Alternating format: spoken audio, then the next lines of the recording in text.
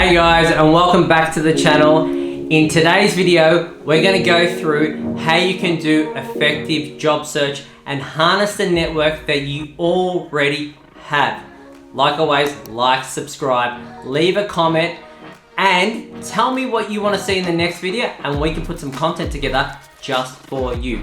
Like always, stay right to the end, and I have a bonus just for you. Now tell me, have you heard this? It's a buyer's market out in the job market. It's the candidate's pick on where they want to go.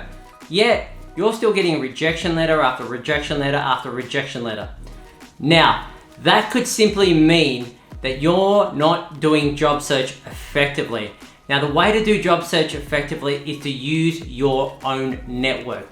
A recent LinkedIn survey found that 85% of people that find jobs use a network. But if you're just sitting there applying for online jobs only, then you're missing out on that 85% network effect. Now, we're going to go through how you can use LinkedIn, and you can do this very, very effectively. So let's jump over to the video and go through how you can find your dream job. Alright guys, so in this video, we're going to go through how you can optimize your job search using LinkedIn. Now, in my opinion, the best way to do job search specifically is via LinkedIn. My last 3 roles I've landed purely through LinkedIn alone. And if you set up your profile correctly, people will start approaching you. Now, the critical thing you need to do before you do anything is make sure you set up a LinkedIn account. It's free and you don't need a premium account. You can see here this account that I'm using, which is mine. It's not a premium account. Now, the critical things that you need to do to set up your LinkedIn account are: make sure you have a profile picture. Now, the profile picture has to have you in the same attire as what you are applying for. So, for example, if I'm going for an accounting role, a suit and tie for me would be ideal. Office jobs, suit and tie, keep it simple. That goes for both men and women. Okay, now the second thing that you need to do is make sure that you have your title optimized. What I mean by optimize is put in there the roles that you are looking to apply for. Don't do that thing that every single person on their LinkedIn profile does, and they put in every keyword under the sun. What you want to do is you want to have a specific title on the role that you want to apply. If you're going for a management accountant role, make sure that says management accountant there. Because when a recruiter jumps on your profile and they're looking for a management accountant, that's the first thing they're going to look at. Now, the second thing you need to do is your about. It needs to be brief, but it needs to tick off enough boxes in a recruiter's mind about your experience. Now, for example, if all the jobs that you're applying for say you need 5 years experience and you've got 5 years experience, make sure that you say that in the first line of your about. That will instantly qualify you in the recruiter's mind. Now, if you're a student and you're applying for a graduate role, they know you don't have 5 years experience. So put in there the key criteria that they're looking for in every single role, whether that's volunteering that they're asking for. If they're asking for someone with a HD average, make sure you put that in your about, because that will instantly qualify you. Now, the purpose of your LinkedIn profile is when the recruiter clicks on your profile, the goal is, yep, that person looks like the part that I'm recruiting for. Yep, that's exactly the title I'm looking for. And when they get to your about, yep, they have the skills. It's also important that you qualify yourself, so make sure you put in all your experiences in here and fill them out, and likewise put in your education, any volunteering that you've done, any skills you've been endorsed for, and finally, if you can, get some recommendations. Very, very, very important. Things like second languages, very important. Put them in there, because we're in a multinational world now. Second languages may help out more than you think. Now, once you've updated your LinkedIn profile, so the first thing you need to do, update your LinkedIn profile. The second thing you need to do is you need to search for all your friends and all your colleagues on LinkedIn and connect up with them. So, for example, the way you do that is just go here, and I've done a pre-search here for a John Smith, and you'll see that a John Smith appears here. Their face might be blurred out. but you can also see here that I've got a mutual connection with that John Smith as well. That'll become relevant when we start applying for jobs. However, find all your friends, high school friends, colleagues that you went to university with, even lecturers, very important. Find them all and connect up with them.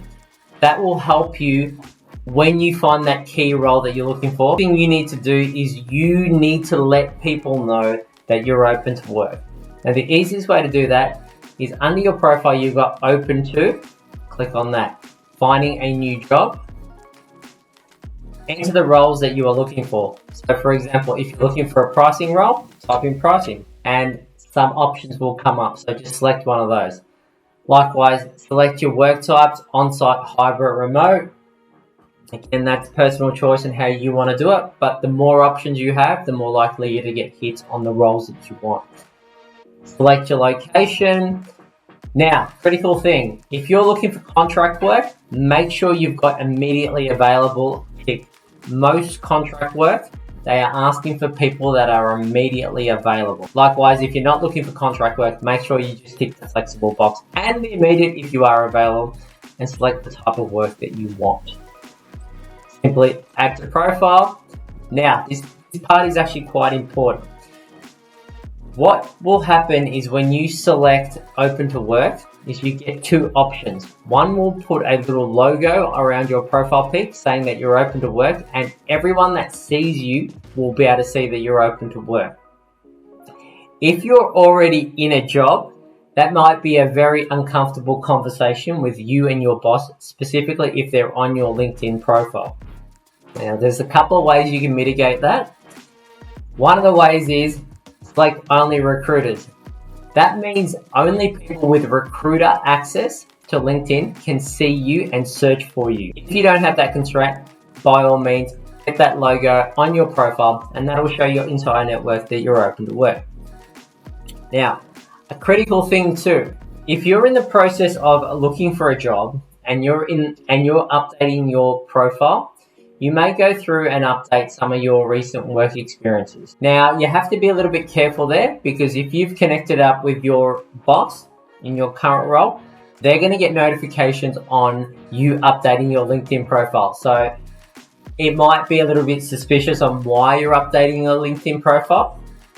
So a way around that is to make sure that you've got the right privacy settings on your LinkedIn. Now, in this video, we're not going to go through how you can do that, but if you click on the link below this video, there's a link to my free course, and in it, it has a specific video solely for social media and what you need to do with all your privacy settings, which is not just for LinkedIn, it's for Twitter, it's for Facebook, it's for everything.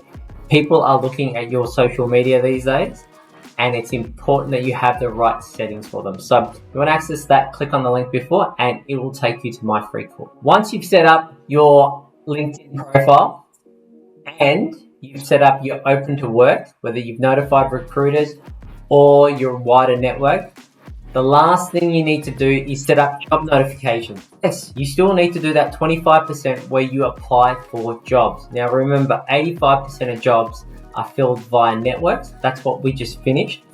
The last bit is you need to also apply for jobs as well. Now, you don't want to be sitting on LinkedIn for 6 hours a day applying for jobs. It takes a lot of your time and resources. You can get notifications for the types of jobs that you want when they come available. Now, the easiest way to do that is to go on jobs and you type in the job that you're looking for. So for example, if you're looking for a senior managing director role. Now, the next thing you need to do is you need to get all your filters correct. So, posted date. Generally, I look for the last month. So that shows you 380 roles. Get the experience level right. Obviously, if it's a senior managing director role, it's a director, it's a mid to senior, it's an executive role. If you're looking for a management accountant, if you're looking for an entry level role, make sure you tick the relevant boxes here. Now, the company, if there's specific companies you want to know about, by all means put them in. Otherwise, I generally leave that blank and select them all. The job type's important as well. If you want full-time, part-time, contract, temporary, internships, select the ones that interest you. And again, go through the filters. You can do remote jobs as well. Now there's this thing called Easy Apply, which allows you to apply for a job straight through LinkedIn. Now you can do that if you like. I generally keep those filters off.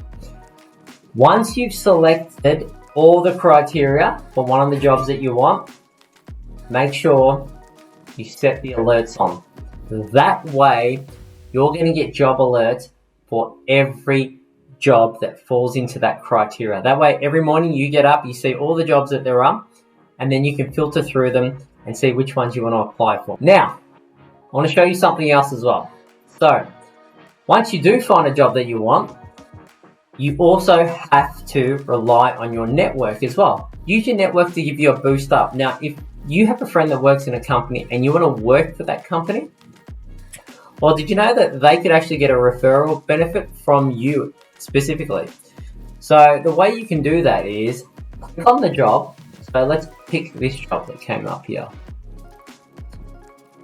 Scroll down, follow the company, and it will notify you if you know anyone. Now in this company, I don't know anyone, but let's go back and find one where I do know someone. Okay guys, I just had to change the search a little bit, so until I found someone that I knew. But for example, in this company here, Senior Process Analyst, if I click on that role, I'll scroll down and I'll look at their company. This will show you all the people that I know that work there.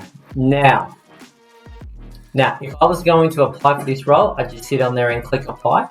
Submit my resume, my cover letter, make sure you have them up to scratch. Very important. And then what I would do is I would go and contact all the people that I know that I've worked there and ask them for a referral. That way, if they do an internal referral for me and I'm successful, they may actually get a cash prize from their company for doing that, because recruitment is extremely expensive. So they may be able to save thousands of dollars through an internal referral. So you might be helping them as well. So it's really important that you update your LinkedIn profile, that you set up your open to work, and then of course set up your job alerts and apply for every job that comes up. All right, and welcome back. I hope that was useful on how you can do effective job search and harness your own network. Now the next thing you need to plan for is, what are you going to do when you get that job interview? How do you prepare, and what is it that you need to do in order to be effective? At the bottom of this video is a link to my free course. It'll take you through step by step on how to prepare for that job interview. It'll go through the key things that employers look for. Fashion and hygiene, very important, pass or fail. Likewise, are you confident enough to be able to explain your skill set and what value you can add in the interview? I'm going to give you some exercises on how you can become confident just before the interview. Likewise, how do you do company research? What sort of research do you need to do before that? All that and more in my free course. So simply just click on the link below and you can get access to that entirely for free. Now, I want you to present your best self in your job interviews, and I wish you the best of luck for your job